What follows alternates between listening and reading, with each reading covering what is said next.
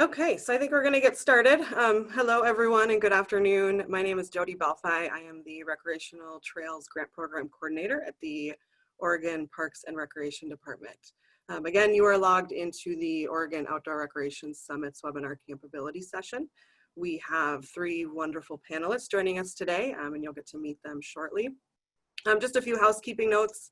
The session is being recorded. The slide deck and the recording will be available on Travel Oregon's YouTube channel later this fall. Summit hosts will also email those links directly to everyone who is registered for the session. Throughout the session, we will be using the Q&A feature. If you look at the bottom of your screen, you should see a Q&A icon, and you can enter questions at any point in the presentation. We should have about 15 minutes at the end set aside to answer your questions. And also please utilize the chat function. That's a separate icon than your Q&A, that you can use this to communicate with other attendees. We do encourage folks to share your name and who you work for or with.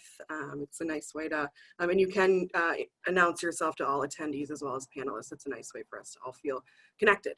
And you can also use the chat to get in touch with Jordan McCauley with Travel Oregon. She is helping us with tech support today and can help you with any tech issues that you might have. Lastly, at the end of the session, you will see a session survey link pop up in your Zoom web browser window.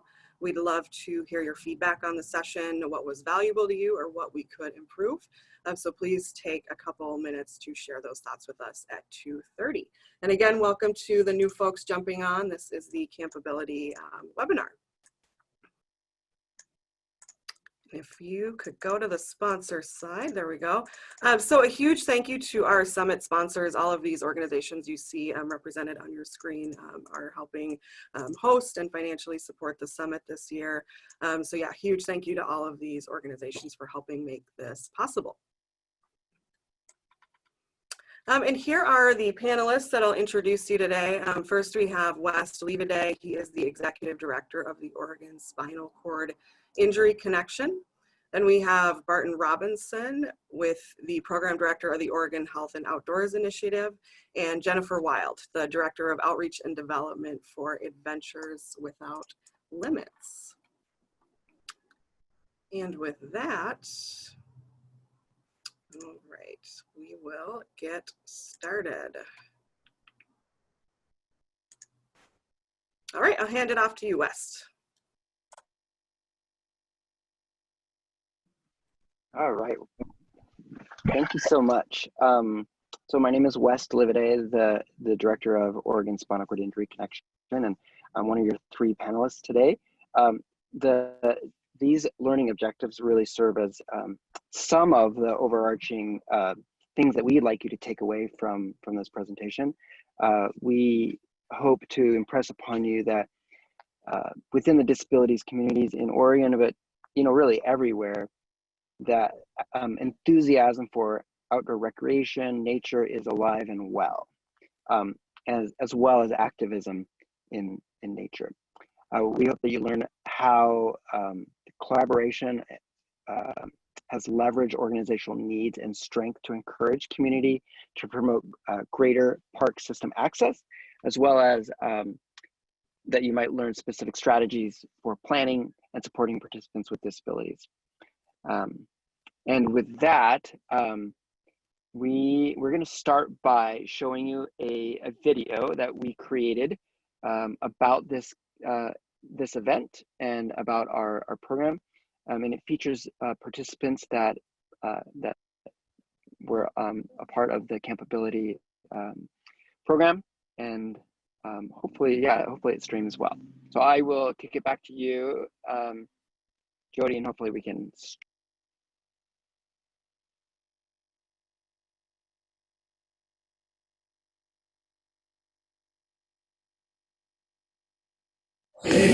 What is my relationship with the outdoors?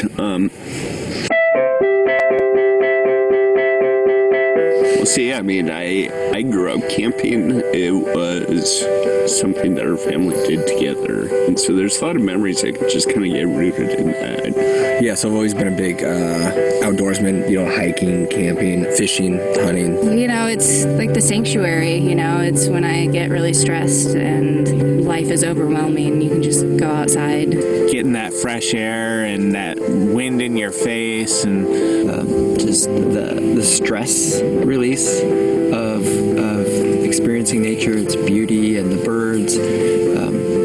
It's visceral. I can feel my stress drop when I'm in nature. I love being outdoors. I don't get the opportunity to do it as much as I'd like to.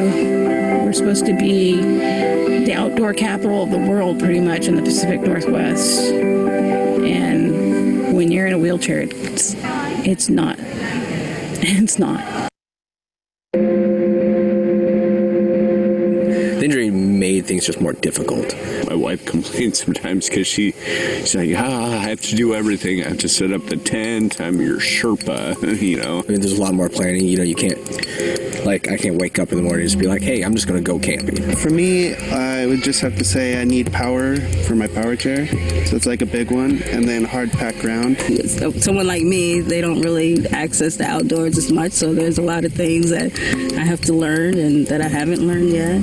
Then, there's additional equipment and stuff like that. My experience of the outdoors after my spinal cord injury has just been one of, honestly, kind of disappointment. I used to be an avid hiker, backcountry hiker with some college buddies, and it's been 5 years since my spinal cord injury, and I haven't been able to join them. I think a lot of people crave it.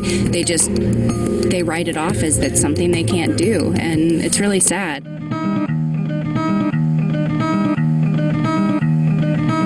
I think the barriers that a lot of people experience in accessing the outdoors are really just kind of the way society views it, and they're kind of told that they can't access it, and the fact they don't see other people out there doing it, it's like is this perception that they're not capable anymore just because they have a physical disability. I miss being able to be outdoors and have that experience. So coordinating with the Oregon State Parks Department and Adventures Without Limits, this event is kind of has a short-term impact, helping people get outdoors. I came out to, obviously do some kayaking, some camping, sort of meet like-minded people, people with a disability that are, outdoorsy. It was nice in the sense that I didn't have to worry about making sure things were accessible because they had scoped it out already. It's all taken care of. This weekend we had people out here with their partners, spouses, kids even, and so it just makes the inclusion aspect of this event really significant. Well, I have 2 kids, and I want to be able to say, hey, let's go to the park and put a tent or something. This is like I want my kids to be involved, and you see, how people, somebody in a wheelchair beside their dad, and there's like a community of people with disability out there. So they kind of a common goal and a bond, so they can get more understanding of the wheelchairs. So I thought I never can be able to do it. But, with the help of others and, have more confidence and encouragement from other people who have the same disability as mine, if they can do it, I can do it. When I go camping, I'm like a wild, rare animal at the campsite. I am typically the only wheelchair user in a campground. And being able to be with other people who face the same challenges, it took a weight off of my shoulders personally, knowing that I wasn't alone. Nurtured into the soul. I loved it. Other than losing a part of my function, I also feel like I've lost a part of my life, and it's hard to share that with Courtney. I imagine it's going to be hard for me to share that with kids, with my kids, my children. Learning in a environment like this with other people, watching other people with their kids camp, it gives me hope, and I think it helps us realize that while it's different than what I thought it was going to be, it's still just as great.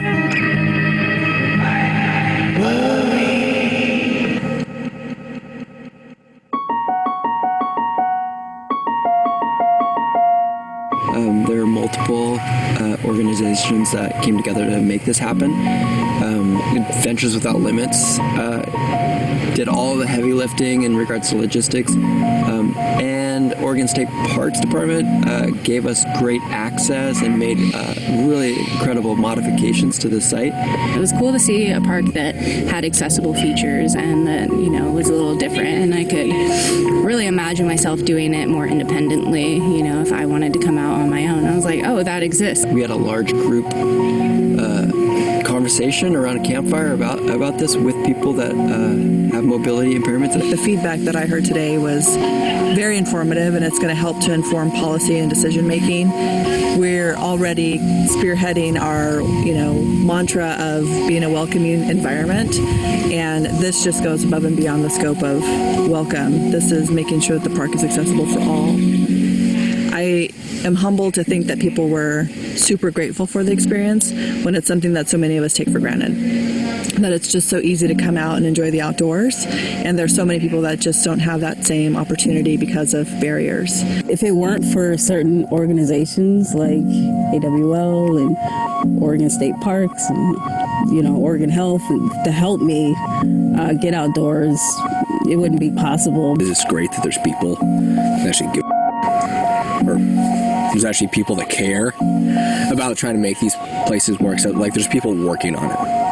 I hope that this activity, this event, can bring a cohesion among the stakeholders who are interested in this to make those health benefits and just enjoyment of the outdoors available to everybody. And Oregon is, I mean, it's amazing. Oregon has amazing natural areas, and I think it can become like the place to come to the United States that's completely accessible. It has amazing infrastructure and programs for inclusion. Is taking things in Oregon where they should be.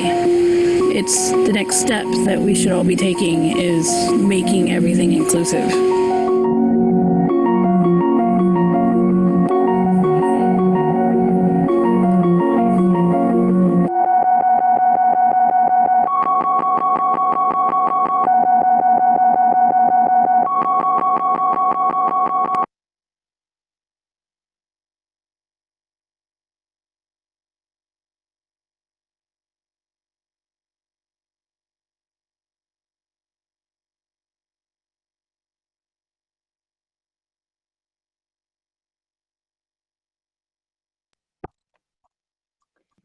Thanks, Jody. And yeah, I hope you guys enjoyed that video. It really does a wonderful job of capturing a lot of the different themes that that informed the logistics and has driven our work. And so, as I mentioned earlier, I represent Oregon Spinal Cord Injury Connection, and a large part of the work that I did was facilitate communication, as well as you know, really bring people together, the members from the spinal cord injury community. And so as a way to set some context, the work that we're doing, that Oregon Spinal Cord Injury Connection, Adventures Without Limits, and Oregon Health and Outdoors Initiative, alongside our partners at the Oregon Parks and Rec Department, among others, is set on the foundation of others. We aren't the first ones in the disabilities communities in Oregon or in the Pacific Northwest that has tried to do this or has pushed access to nature forward. What you see on the screen who you see on the screen here are three people that I'm familiar with that has informed the way I access nature. One person here on the left-hand side is Chuck Freyer, and some of you may know him. He's a wheelchair user, and he was really influential in informing how the U.S. Forest Service in the Pacific Northwest builds trails and builds points of access to parks and forests. The Williams there in the middle, I believe all three of these, Chuck Freyer, John Williams, and Georgina Moran, are good friends, and have worked alongside together to try to push policies and programs and infrastructure changes. John Williams was the personality that that narrated the accessible adventures in the Northwest. And I think you could find that series of videos on the U.S. Forest Service website. And then Georgina Moran was really instrumental in the pivotal person to push forward Access Recreation and Access Trails, which is a website that chronicles, maybe 40 or 50 trails in the Portland metro area.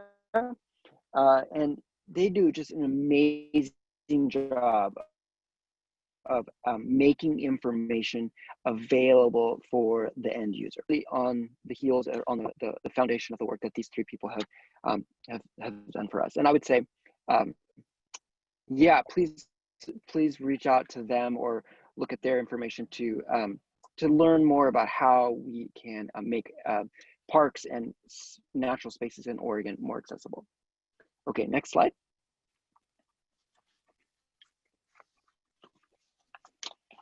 So these are three participants, as you may recognize from the video. Again, as a way of offering more context, I'd just say that in Oregon, summer is the season for which when people get outdoors and enjoy camping and recreating, kayaking, and yet for people with disabilities, they're less likely to go camping, less likely to spend time in nature because of, not because of their disability, but because of diverse environmental barriers.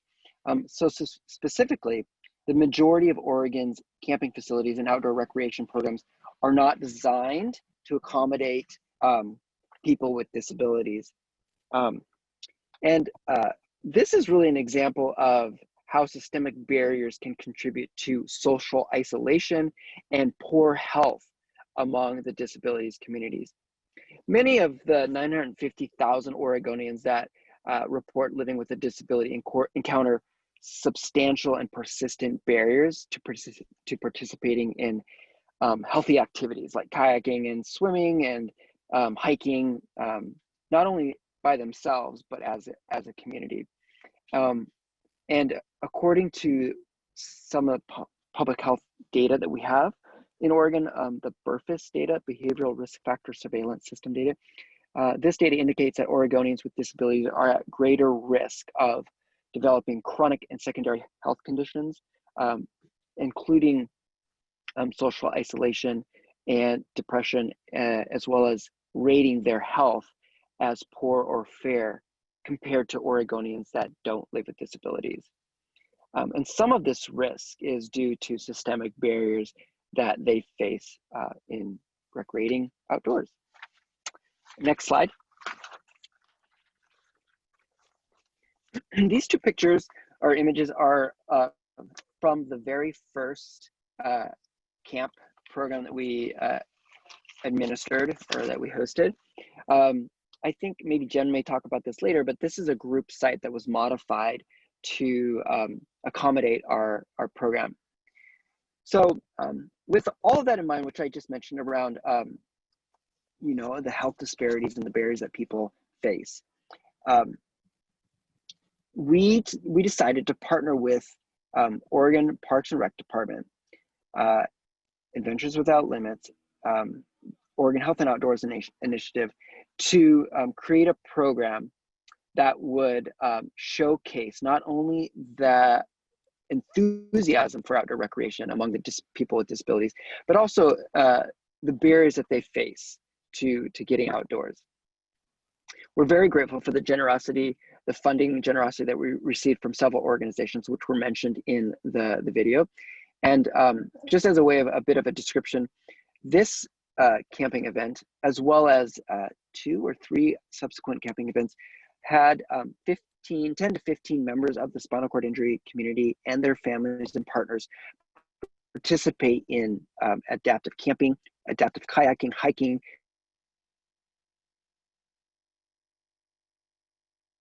and conversation, as well as conversation around a fire pit and delicious home-cooked outdoor meals that Adventures Without Limits produced for us.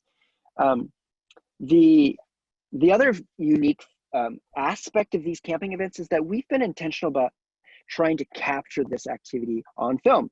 And our talented Barton Robison produced the film that you saw.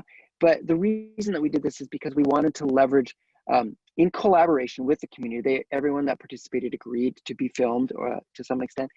We wanted to leverage this experience to share with you their stories and the stories of Chuck and John Williams and Georgina Moran, the narrative that access to outdoors, systemic and structural barriers exist. And we want to leverage the story to create cohesion among policymakers to make change. All right, so next slide, please. All right, so these two images, on the left, you'll see two people kayaking. The person in the back is, oh man, I'm totally just blanking on his name. Basically, he's a participant, and he has limited hand function and shoulder function, trunk control and stability, but Adventures Without Limits was able to modify Jacob Walker. Thank you so much, Jen. So Jacob was able to participate in our adaptive kayaking event. And that is due to the fact that Adventures Without Limits was hired very well trained, I guess, outdoor adaptive adventure kayak technicians. And they were a part of the team that managed all of the logistics, did all of the cooking, set up, tore down, offered any kind of help that a camper might need, as well as giving campers the space to do what they wanted if they didn't want any help. So, and then I want to move to the slide on the right. The slide on the right is another image from the actual camp configuration, and I'd say one of the central components of our weekend, as well as the actual layout of our camp, was a fire pit in which there were multiple conversations going on where we had our meals, and around which we had our conversation at the end of the camping trip and discussed what works and what doesn't work with park rangers, asking them to make modifications that would make camping easier, as well as requesting opportunities to engage in the future. So I would just say in kind of a wrap up here that we're super grateful for the opportunity to partner with the Oregon Parks and Rec Department, to collaborate with each other and leverage each other's strengths. And also, we're really grateful to our sponsors, collaborators, and funders to make these camping trips feasible and possible, as well as opportunity to enjoy nature. And we're also really optimistic that these films, this enthusiasm that exists in the disabilities communities for outdoor recreation, will go forward and create systemic change. So with that, I will turn it over to Barton, and hopefully we'll have time for questions later. Awesome, thanks Wes. Howdy everybody, I'm Barton Robison, he, him pronouns from the Oregon Health and Outdoors Initiative at Alignment Partnership. I want to start out by warning you that my dog, who is asleep on the bed back here, snores very loudly, so if you hear a weird grumbling sound, that's definitely what it is. Let's go to the next slide. So I really want to talk to you about why partnerships are important and how it's been really paramount to our success in this program. So I know I can't see you, but I want to ask anyway, how many of you are homeowners? My gut says it's probably a mix. I'm not. Next slide. But I'm curious, for you homeowners out there, how many of you actually know how to design a house? Or frame it out, or do all your electrical and plumbing stuff, put up your walls? Building a house is a huge ordeal. And it's not realistic to expect one person to be able to do that. So to do a big project like that, you need a lot of partners. And to do what we've been doing, partnership helps make that happen. Partners really help you get things done, especially things that are kind of in your wheelhouse, but a little bit out of it. They can fill in your gaps. And good partners have their own strengths that complement yours, so that you can increase the scope and the impact of your work that you're doing. So for land managers in particular, and I see a few of you who are in the chat right now, those people are your community-based organizations. They're the ones who already have those trusted relationships with community members that you're trying to reach. They're your trusted advisors. I know when I jumped into this work, I was pretty ignorant about a lot of the barriers that people face getting outdoors. And so having West and Jen there to be able to bring me in and help teach me that stuff was super helpful.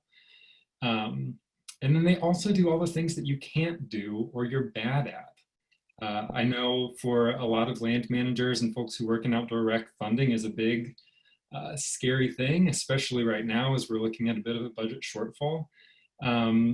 But by outsourcing some of those jobs to partners and working with people who are already trying to get folks outside, you can really get those things done without having to build that expertise in-house. So specifically for this project, I just want to explain some of the benefits of working in partnership. One is that we were able to support each other in fundraising. So that meant for putting on these events, I think each one probably had a budget of around, $30,000-ish. And last summer, I think we did 4 of them. So that's a lot of money for one organization to raise. But by working together and collectively, we were able to spread out that burden, and we could do different grant writing, we could build different relationships, and even outside of these events, be able to support our organizations in raising funds throughout the year. This year, it was very helpful to have partners because, believe it or not, we couldn't do any in-person large gatherings, even outdoors. So very quickly after we realized that COVID was going to derail our plans, we were able to get together and workshop ideas together and brainstorm and figure out, if we've got these resources, we're already tied into this community, what can we produce that's still going to be beneficial and helpful within the context of not being able to do our normal programming. And I'm super excited to announce that we used that funding and resources to create a couple of new resources. So one is the Oregon Accessibility Travel Guide that was very kindly sponsored in part by Travel Oregon, who I see on board today, and also the Kelly Family Foundation and REI. And then for land managers, we created an accessibility toolkit to kind of digest some of the lessons that we've learned through working with Oregon State Parks and Rec on our events through the last few years to share those lessons with the broader community, both in the state and nationally, so that folks in other places can also move forward, learn from those lessons, and make their public spaces more accessible to people in the disabilities communities. Both of those are up on our website. I'll post the link in the chat, and it's also at the end of this slide deck as well. And I think that's the end of my section. So Jen, I'm going to kick it over to you to talk a little bit about community engagement and logistics. Thanks, Barton. So I'm sure to repeat some of the things that we've already talked about today, and we heard from Wes. But as far as this project that we worked on, the Campability project, I want to talk about some of the specific strategies for planning and implementing this program to support our campers as well as our community partners. And I think one thing that was really important to us is that this program was led and driven by members of the community. West of Oregon Spinal Cord Injury Connection is the first person who brought the idea to the table and quickly started a conversation between Adventures Without Limits as well as Oregon Parks and Recreation Department. We had connected with a regional program coordinator there and related it to their Let's Go Camping program, which is designed to invite new campers into Oregon parks to learn some skills to be able to come out and recreate again. And we quickly realized that the goals of our program were a little bit different than Let's Go Camping, but there was a lot of crossover between the motivation for Adventures Without Limits, Oregon Spinal Cord Injury Connection, Oregon Health and Outdoors Initiative, as well as OPRD, in creating meaningful spaces for people to recreate outside and having positive experiences. In working with the land managers, we had to think about all of the different voices that would be involved. So it started with a conversation with a regional program coordinator. We connected with the ADA coordinator at a state level, the communications director, as well as the parks rangers and managers from the individual parks where we hosted events. The video we saw earlier was from the very first pilot program we hosted at Milo-McIver State Park in 2018, and based on the response that we had, we're excited to continue partnering with OPRD because they saw the value in this program and wanted to continue inviting diverse users from the disabilities community into parks, as well as having meaningful conversations about how we can continue to improve these spaces to make them more welcoming and inclusive. So this is an image from our campfire conversation, as Wes described, though there's not actually a fire here, at Honeyman State Park in the coastal region. We hosted a program there. We hosted another program at Shampooey State Park, partnering with the University Center on Excellence in Developmental Disabilities, excuse me, which is housed at OHSU, and we brought out a group of youth and young adults with intellectual and developmental disabilities to camp at Shampooey. And then we hosted another trip at Milo-McIver State Park again in the second year. We had big plans for this past summer, but those will just be put on hold for the next year. I think one of the most important things, as well as the biggest success of our program, as I mentioned earlier, is that it was being led and driven from the disabilities community, Wes being in charge of that invitation piece, so that there was a trusted and built relationship.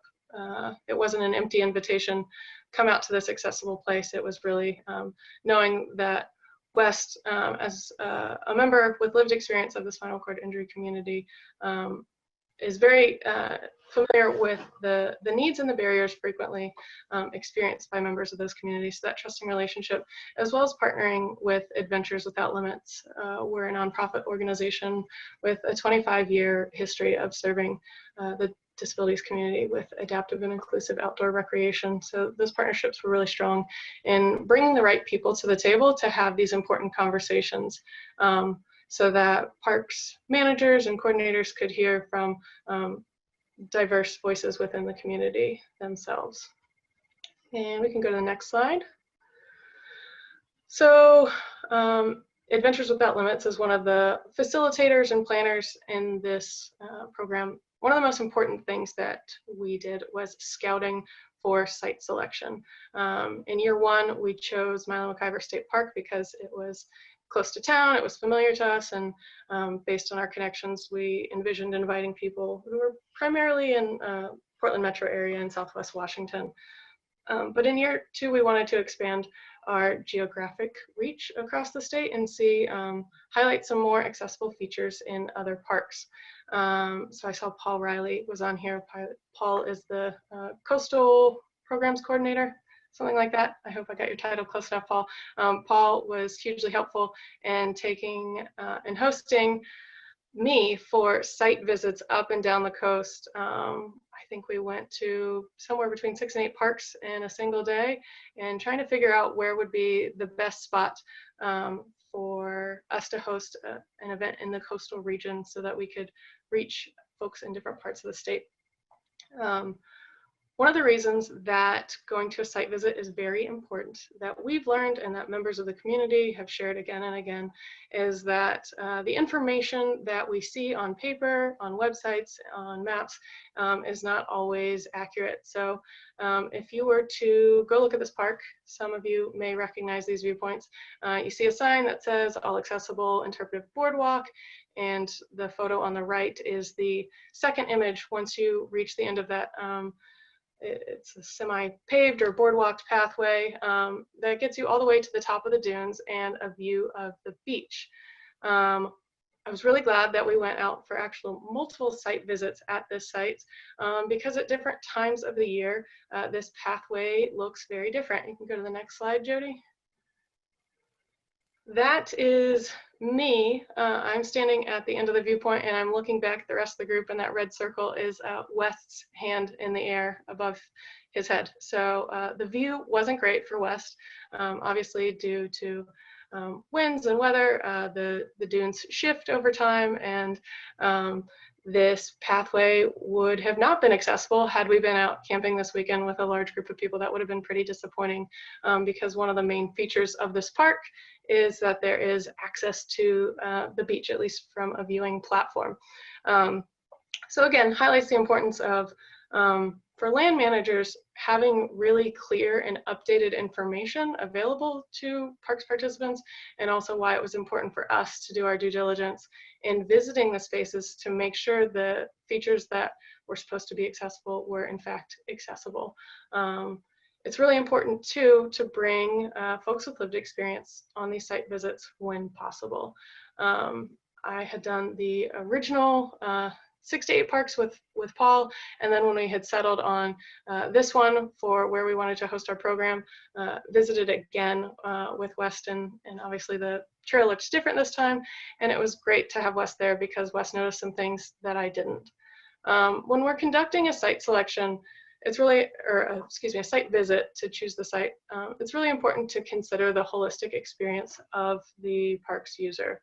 We're not just looking at the campsite itself, but we're looking at parking and restrooms and trails, and what are the major features of that park, and are those features accessible to the folks that are going to be there? If the main reason to visit a certain park is because it has a really cool lake or a viewpoint, but that viewpoint isn't accessible, then that might be a more disappointing experience. So we really want to make sure that we're highlighting the best features within a park, and making sure those primary features are able to be experienced by our guests.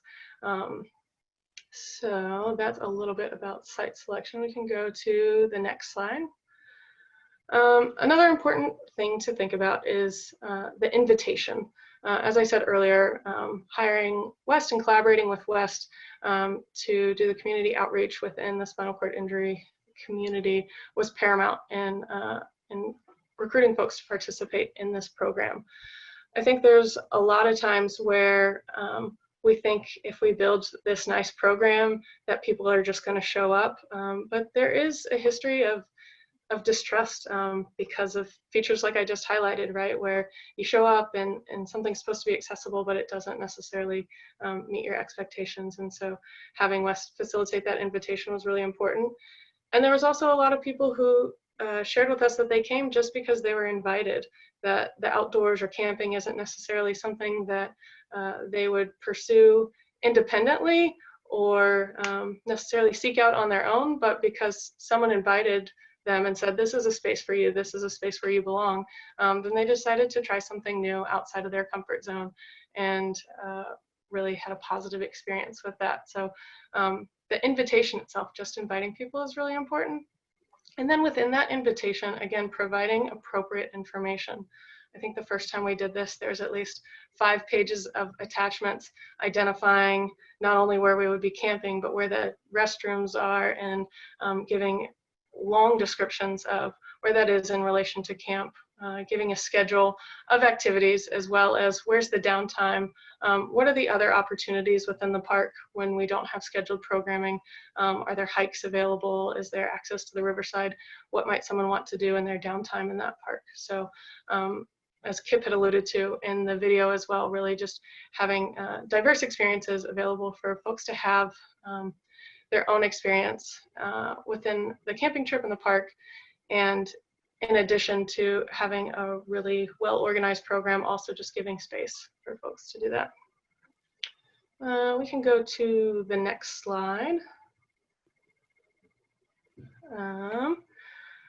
So another thing that Adventures Without Limits was responsible for within this program was providing the adaptations or accommodations.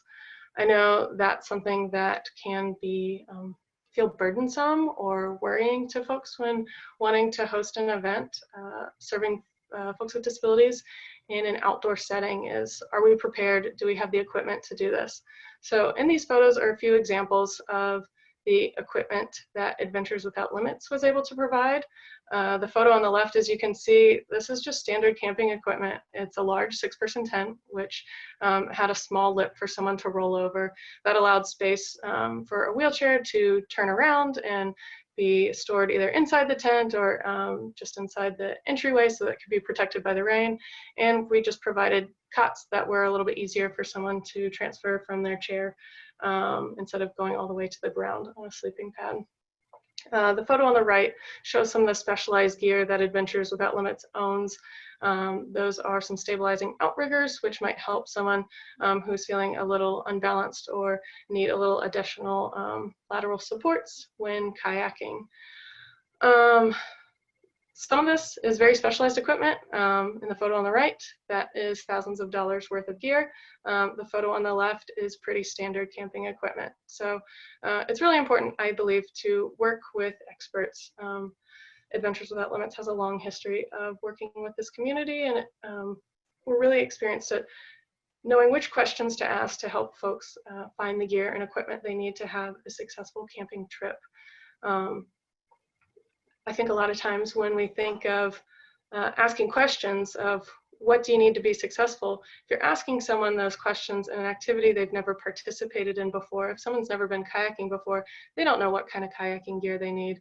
And so sometimes I'll offer solutions based on the gear we have. I might have paddle grips that would assist with gripping on the paddle. Would that be helpful? Offering those solutions. Would a cot be helpful? Would a larger tent be helpful? That sort of thing. But also trusting people to be the experts of their own needs and experiences and just following that by asking questions. Next slide. And here we have some images of the accommodations that our land managers at OPRD were able to provide. We see on the left, this was a pretty simple one, just removing benches from one side of a picnic table. I apologize for the blurry photo. My phone was definitely wet, as were all the campers, because it was a rainy Oregon weekend. But it's fun to look back on that now, as we haven't had a chance to sit around a table with lots of friends packed in a while. But that allowed all of us to sit and share meals together at a table instead of what you've traditionally seen for a wheelchair accessible picnic table would just have an extension on one side, so one wheelchair user could maybe sit at the head of the table. This was just a really low-tech way for us to get a lot of people to sit together and share a meal. And I think since then, you know, the great thing about this is the innovation that has come from it. I've actually heard from a parks manager that they've been working on balancing and designing a table that has a bench only on one side so that we wouldn't need to remove these and that all of the campers on that side of the table didn't have to eat with their elbows on the table to hold it down so that we wouldn't tip over on the other side. But that's a really neat outcome. The other impressive thing for me was just how willing OPRD was to work with the space to make adjustments to serve our group. One participant had asked a question about charging their wheelchair overnight, that would potentially be a barrier if they didn't have access to power. And we found in the photo on the right this fairly inexpensive wheelchair charging station, and they were happy to purchase that and put it in the park so that it was accessible for folks in the future. Again, the video highlighted some of those other changes, adding a changing mat table in the bathroom, allowing us flexibility in a day use site. A major goal of ours was to highlight accessible features in parks and not to point out barriers as much as find the things that are working well and build on that. So a lot of the group campsites didn't have accessible bathrooms or parking nearby or had some other barrier to them. And so in every single one of our trips, I believe, we were able to use a day use space was reserved overnight for our group, and they allowed us to camp in a space that's not a traditional campground, but provided a really positive experience for our group. We were able to find a spot that was nice and flat, and all spend time together, was close to restrooms that we didn't have to worry about competing with 20 other campsites to wait for the one accessible stall. We had a little more exclusivity on that. So just working with our partners was such a benefit in the way that we reimagined how the spaces could be used and how they could serve the community. So again, just very grateful for OPRD for working with us on that and exploring these options in 3 different parks. And hopefully as we continue to host these programs and partner with different land managers, we can rethink the ways that these parks can be accessible, not always focusing on the way it's always been done, but what are the assets that we have in place to make this work for people. Sometimes making simple adjustments makes a space much more welcoming and inviting, and it doesn't necessarily have to involve a $1 million budget to fix everything at once. We can find small things that make for a more positive experience. So that is most of what I have. I think we can turn to the next video. This was, Wes could talk about it a little bit better, but this is a video from the second year that we hosted this program, and a little bit different insight from our participants.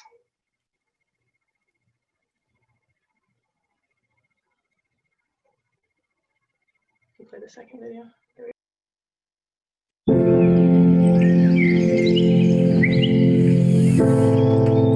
I haven't been camping in about 20 years. I haven't been camping since I've been in a wheelchair. When you have a disability, you can't just do things on the fly. I wouldn't normally go camping on my own. It's not something I would do spontaneously. There's a lot of unknowns, you know, for somebody with an SCI. With the spinal cord injury and with disabilities, that falls off of the list of things that are possible.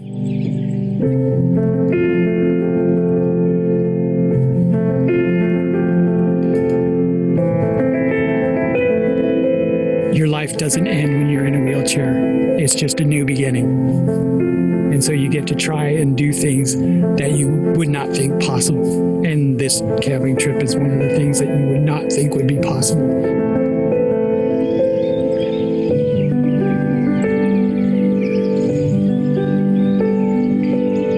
This was put on by Oregon Health in Outdoors, Adventures Without Limits, and Oregon Spinal Cord Injury Connection. Basically trying to get people to explore the outdoors that may have not been able to do in the past. It's not easy to do things like this. A lot of barriers like transportation sometimes, you know, the money for gear. When they got here, they just asked what my requirements were, and then everything was just ripe as rain. They don't tell you what you need. It's just like, hey, can you help me with that? Sure. They want the absolute best experience for you, and they'll do whatever it takes to, you know, help make that happen.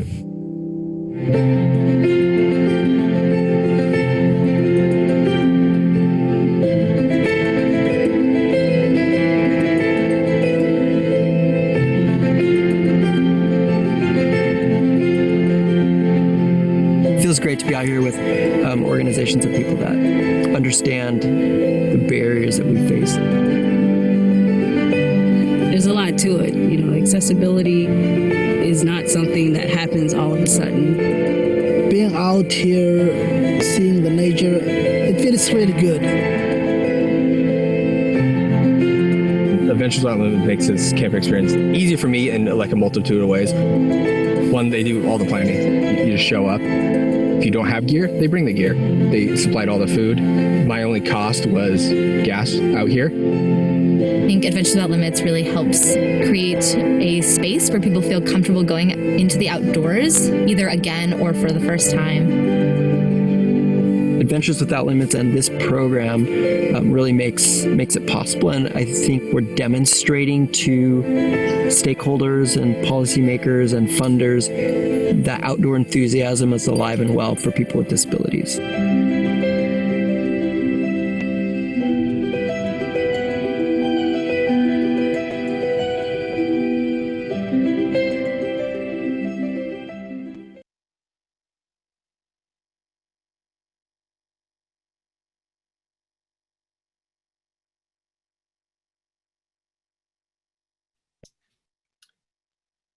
Cool. So I think at this point, we can open it up to Q&A. There's the link here to the accessibility toolkit and outdoor recreation travel guide. I posted in the chat already. And then our last slide is just our email addresses, which people probably don't need to ask us questions. So I'm gonna shut up now and wait for someone to ask me something.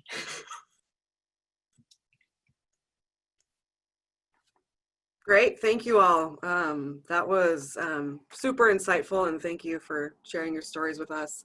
And a huge shout out too to my colleagues at Oregon State Parks too for the work that they did in that event. And I do know that your video has been making the rounds for quite a while. And I've heard from a lot of land managers or partners around the state that were really moved by that and learned a lot. So thank you all. There was one question in the chat box, and I want to encourage anybody else who's watching, if you have other questions for our panelists, to add those in the chat box. There was one that Barton already chimed in on. Somebody asked if there are any specially designed and affordable wheelchairs for hiking trails, whether that's to buy or rent. I don't know if Jennifer or West had anything else you want to add on that? Jen, you go. Yeah, there are a number of products that are available. I think there's not a one-size-fits-all solution for hiking wheelchairs. There's a few different options that are out there, and it's still being developed. One of the entry-level products that a number of our campers used is something called a freewheel. It retails at about $600, and it connects to the footplate of someone's wheelchair to lift the front casters up, and it makes it a little bit easier to go over some uneven terrain. It's definitely not a catch-all solution. I think a lot of people that I know say it helps a little bit with going over like grass or gravel or some less rigid surfaces, but you're not necessarily going to climb mountains using a freewheel. Another option that some of our campers use is called a Grit Freedom Chair. That is a product that has been developed to use a lever system and some mechanical advantage to help someone, as well as having knobby tires. I think that product retails at about $3,000 to $5,000.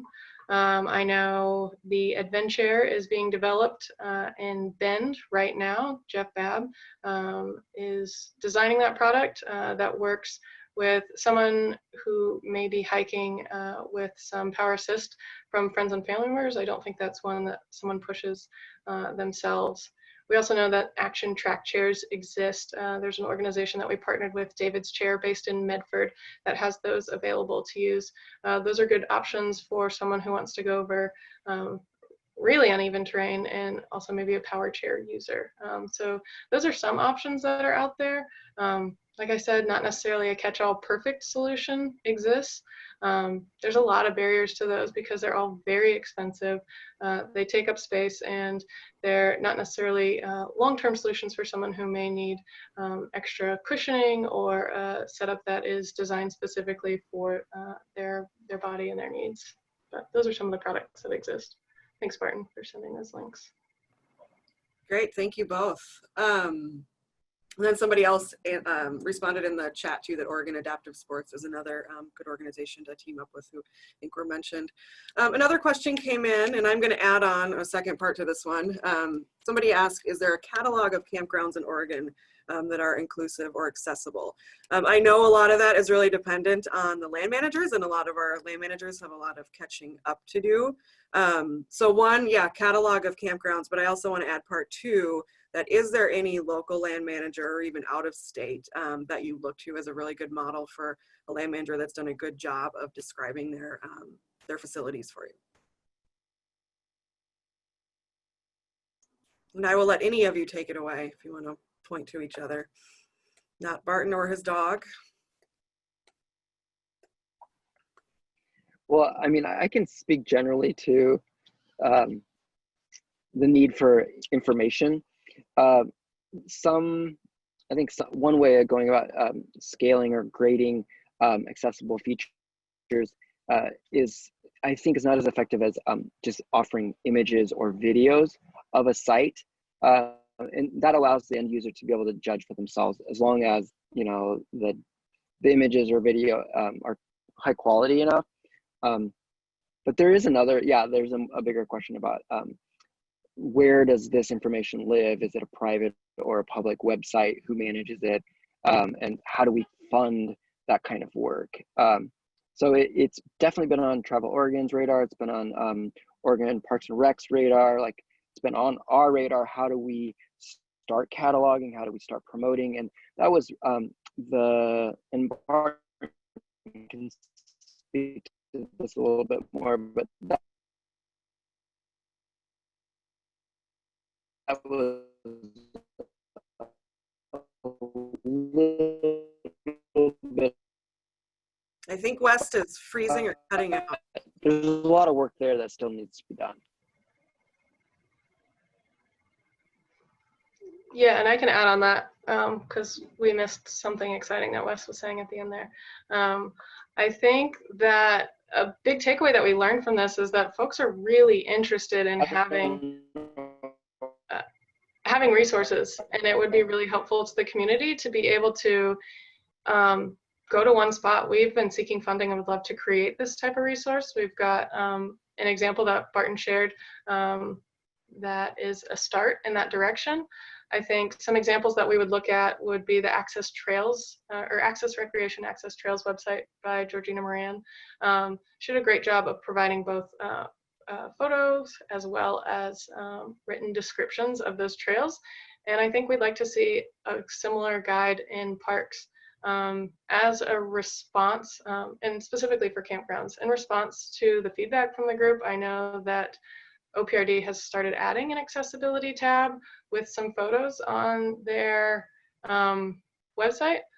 I won't say that that work is done, but it's a start, and we would just love to see more and more land managers doing that. A lot of times when, as a program planner, when I'm looking for a site, pretty much all you get is the blue wheelchair icon, and it's there or it's not. And a lot of times that's not enough information. And as I said, members of our community have shared, and I showed a picture of that hasn't always proved to be accurate before. And so there's sometimes distrust with that, or there's features that get grandfathered into the ADA that are actually, you know, a bathroom built in the 70s that's really long and narrow and has some grab bars, but there's no turnaround radius. So I think that's a resource that we'd love to see. And a place to start would be for individual land managers to add more photos and more descriptions of their site. I think a lot of times an ADA campsite has a few features that I don't always know are necessary. It a lot of times has to do with where the fire ring or picnic table is placed. But there's a lot of campsites that if it's just flat and hard packed ground would work fine for people. And so including that description in those pictures so people can make that choice for themselves would be really helpful. Any more to add on that one? Barton and West, you might be able to talk, it sounds like. Otherwise, we did just get another question that came in that says, what are the top things that make a destination? The trail, the picnic tables, the site, what else? So if you want to expand on anything else. I would say that's totally different for every person, because the things I'm looking for are not things Jen looking for, and West probably different too. So it's not a one size fits all. I think one of the lessons we've learned is if a park has one accessible feature and that's all they have, then someone might have to go to this park to use the boat ramp, but there's not a place to stay, so they've got to go to this park where they can camp out, but there aren't any trails they can do. And it makes a lot more sense to think experientially. Like when any other user comes to your park, what are their options and what can they do? And so if someone else who has a disability comes to your park, who's exactly the same as everyone else and wants to recreate in that way, do they have those same options, or are they just relegated to one thing? So thinking about it more as a holistic experience instead of just one feature here, one feature there would be the best advice I can think of. Jen, what about you? Yeah, totally agree with that. And the big piece of feedback we hear as well is there's a lot of focus on like restrooms and parking and picnic tables because those things are easy to measure and define, and no one goes to your park to use the restroom unless it's convenient and they're on a road trip.